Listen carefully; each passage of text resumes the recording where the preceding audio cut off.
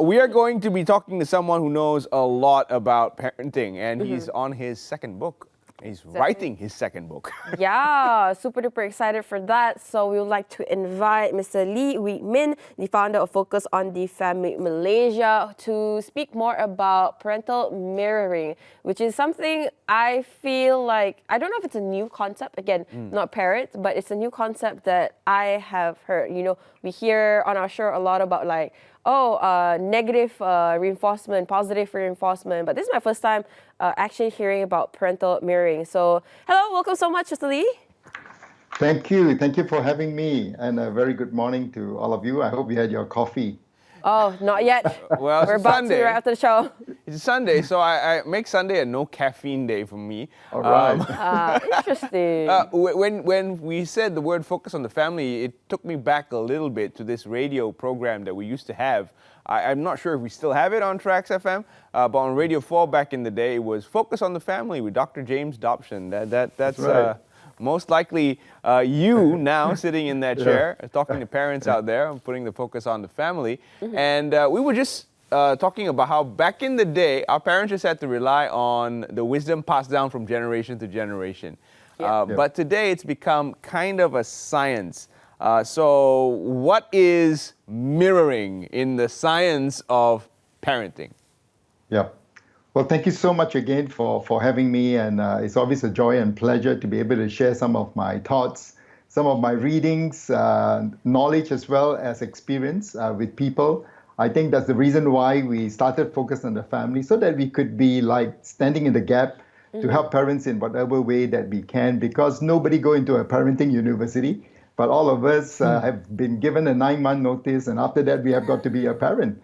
And it is true, we are really living in the best of times, at the same time the worst of times. I remember that's the words of Charles Dickens in his book, A Tale of Two Cities, best of times and the worst of times. Why? The best of times in the sense that we really have so much resources with us now compared to the time when our parents were parenting us.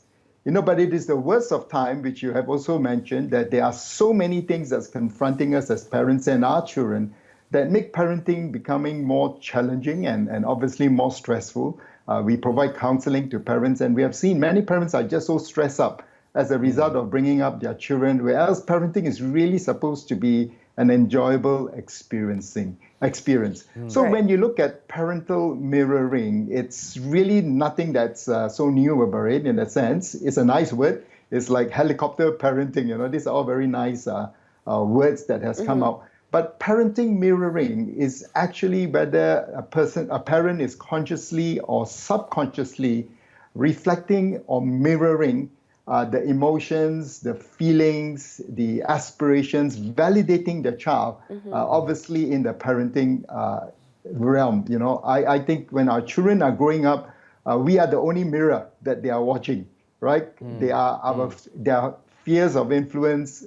We are there with them 24/7. And they are watching us. So we are like a mirror to them. And so how we reflect things to them is of utmost importance, the modeling part. But at the same time, it is also how we caution them on things that are wrong. And therefore, as a mirror, we only don't see the good side of our makeup, but we also see the pimples and, the receding hairlines that we are having as well. Yeah. Receding hairline is a sensitive subject. Yes, very sensitive to Terrence, as you can see. It's actually very, very interesting that you mentioned, parents are essentially, it's as a kid, the first person or the first few people that we actually see or follow is obviously our parents. So what are some of the natural traits that a child would naturally pick up as they grow up, as they, watch their parents?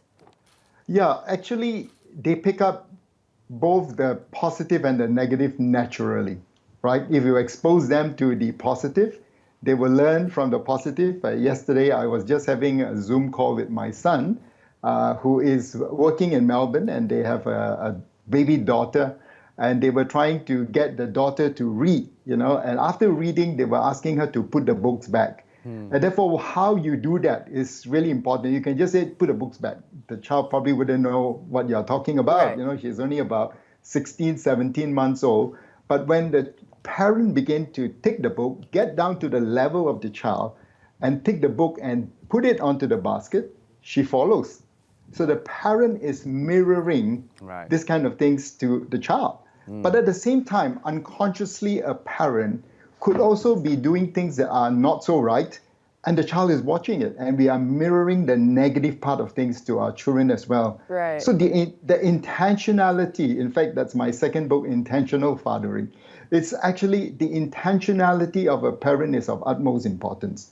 And that calls for us to really allocate and dedicate time to really assess and examine what are the things that we are mirroring to our children.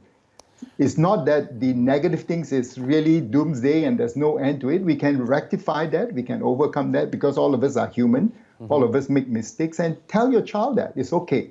It's okay to make a mistake and say, Dad, Mom shouldn't be saying that. That mom shouldn't have reacted that way. And the child listens and the child hears. Right.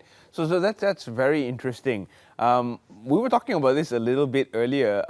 What is the cutoff point like for this mirroring to take place? When do children stop being, so receptive to what you're doing, and when do they become their own person? Yeah, there's this term called the formative years of our children, and usually that is the period of time when they are pre-teen, even right through the early teens, where children are just picking up things from the parents, consciously and unconsciously. So, but there's no such thing as a cutoff time. It's just that when they go into the teenage years, they probably get influenced by their peers and what they watch in the media and through their friends and entertainment and all that begins to impress upon them. And that's where they begin to assess what they have seen and what they have experienced. Does it actually gel or come together? And therefore, I think the formative years of our children is of really utmost importance. But we are all, I call it the paradox of our life, is that the most influential part that we can have with our children is the busiest time of our life. When our children at the age of about maybe 7 to 12, 13 years old, we are maybe in the early 30s to maybe early 40s, and we are at the busiest time of our life. So unless we are intentional, we may actually miss the opportunity, miss the boat. It becomes increasingly difficult when you want to be training a teenager because they are having now a mind of their own, emotions of their own. Therefore, I think it's important that we train a child when they are young so that when they grow old, they will continue to embrace the values and the truth that we want to pass on to them. I think teenagers are getting younger and younger. No, indeed they are. That's true. But this conversation actually is bringing me up to a conversation, or usually when your parents argue, right? They will say, "Yeah lah, this your son lah. Yeah lah, this your daughter lah." So is that in a sense, mirroring as well? Indirectly, as parents, we're like, actually, our child does pick up, traits from the mom, traits from the dad, and especially the bad traits. How can we be very more cautious about our, bad traits, bad habits, so that our kids don't pick it up? And when they do, we are cautious to know that, it's actually our mannerisms, our habit, our behavior that is influencing them and how they act. Yeah, that's really an excellent question. It is so real. I mean, it's so real that, sometimes even in our own house, we use that, your son, your daughter. It's as if as they are not your son and your daughter. So I think that's where the problem starts. That's the negative mirroring. It's what can we do about our son? What can we do about our daughter? And children picks them up. When you do that, children begin to know that, hey, you know what? I can actually find my partner in crime, whether it's mom or dad, because mom is against dad or dad is against mom. Right. But when parents are united, then I think they find that, hey, I better listen to mom and dad because they are together in this. So I think it's really important that when we realize that, hey, something is not right, let's give permission to one another as parents to say that, hey, you know what, when I am reflecting a bad image, in that sense, if I'm not mirroring something that's positive, just say, let's take 5. Let's just take 5. And we come with that understanding. So when somebody says, let's take 5, we probably know that, hey, we have unconsciously done something that may not be a positive mirror to our children. And once that understanding is established, we don't feel that we are cutting off one another, but we know that we are saying the take 5 for the sake of our children. right? It's not so much, I want to cut you off, but hey, let's take 5. This may not be going down well to our children. I hope that helps. Yeah. That certainly does. And the next question would be, how can we change any negative mirroring that may have taken place? I mean, how can we actually place stopgap measures or take kind of reparative measures to correct something that has unintentionally been passed down? Yeah. Well, I think the first step is really admission of guilt, isn't it? Admission that, hey, you know what? I'm sorry that I shouldn't have been doing that, I shouldn't be saying those kind of harsh words. And when you do that, I think it just communicates to a child that, hey, you know what? My dad is human. My mom is human. And you're actually opening up the doorway for them to listen to you. But when you begin to make all the defense, they have got all the questions in their mind. When we admit and say that, some of these things that we have been doing for the last 6 months, 1 year, 3 months, 3 weeks, shouldn't have been done. The words that I just said just now shouldn't have been said. And I want to let you know that it's not something that you should also be saying, but in the event that you say it, then I think let's come together and admit our wrongdoing or our negative mirroring. And I think that gives us a platform for us to correct it. So the correction process sometimes can be very easy, but sometimes, it can take a longer period of time. If you have mirrored something for a long period of time, for example, if you have been somehow or other been telling the untruth, and it seems to be a habit that you have developed, but you want to do something about it because you realize that, then you say, you know what, for the last few months that Dad has been talking, there is some element of untruth. And I want to come to you now and say that shouldn't be what it is. Let's work on it together. And if there's any time that you feel Dad is doing that and you feel it, just stop that and say, Dad, I think maybe if you could just help me to understand what you have just said. So you are opening the doorway for communication. And I think when that communication doorway is open, I have written in my first book, Parenting a Roller Coaster Experience, that as blood is to the body, communication is to relationship. When blood stops flowing, the body stops functioning. When communication ceases, the relationship stops. So if there's one thing that I want to communicate with my children, with my wife, is that, hey, the communication channel should always be open. We can take 5, but we should come back and communicate. I love it. Something, for me to use, a technique for you to use in the future. I'm actually very curious. We talked a little bit about, negative mirroring and how we can change it. I want to know, what are some of the positive mirroring examples? What can parents do right now to make sure that, hey, whatever or however I act is actually a positive mirroring and will be a positive mirroring for my child? Yeah, that's really, another word is called validation or affirmation, right? How do we validate and affirm our child for right behavior? I remember when my children were much younger, obviously, they are much older now, we would get them to bring their utensils, their eating utensils, as well as their plates and bowls, when they're finished, and put it into the basin. They were at the age where they couldn't really turn on the tap and put soap into the utensils to wash it, but they could easily take the utensils and put it into the sink. And when they have done that, we would affirm them and say, that's really good and helpful to mom and dad. You have really relieved mom and dad for a lot in that sense.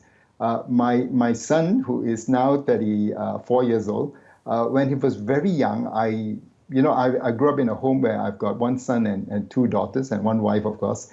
And I will always tell him, and I said, you know what, there's only 2 men in the house, and let us be the knight in the shining armor.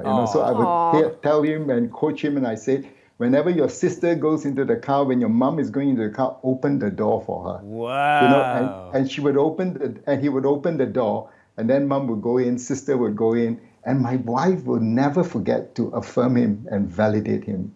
And mirror to him and say, Joel, that's really a gentleman. You should continue to do it. So much so that sometimes, I get calls from friends and say, I think your son is interested in my daughter. I say, why? Because she opens the door for my daughter to go into the car. Because she has been trained, at a very young age. So I think affirmation and validation of a positive behavior is of utmost importance.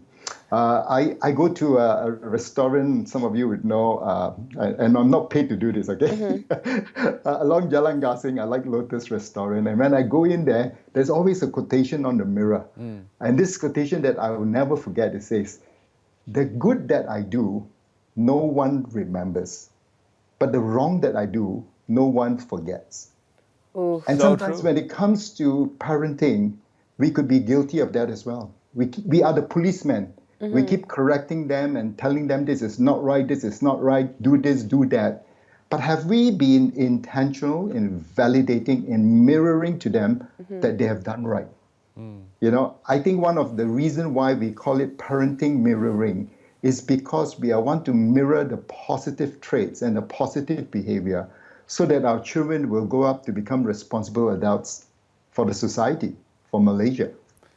Absolutely. Love And it. in the Lee household, at least, chivalry is definitely not dead. All nights, Sir Lees are born in the Lee household. Thank you very much for keeping that tradition alive and well. And we Thank truly you. appreciate your time here with us, sir. It has been a pleasure. Thank you so much for having me. Huh? All right, and good luck on your second book as well. Hopefully we You know, get to read it. I've written my second book. It's actually thinking of the third one. Oh, wow. There we go. Congratulations. The second book is already out. Real quick plug, what is the title and where can we get it? The first book is called Parenting a Roller Coaster Experience. And the second book is called Intentional Fathering. It's 7 strategies to become an effective father. All right. And you can actually get it from Focus on the Family. Nice. Thank All you right, very much. awesome. Thank you Great so topics to much. cover. I hope we can talk more about, fathering, Yeah. especially in this modern day and age. It's truly a pleasure to have spoken with you, and we are looking forward to having you back and putting some focus on the family. Exactly. So thank you so much, Thank Mr. you. Lee. Thank you.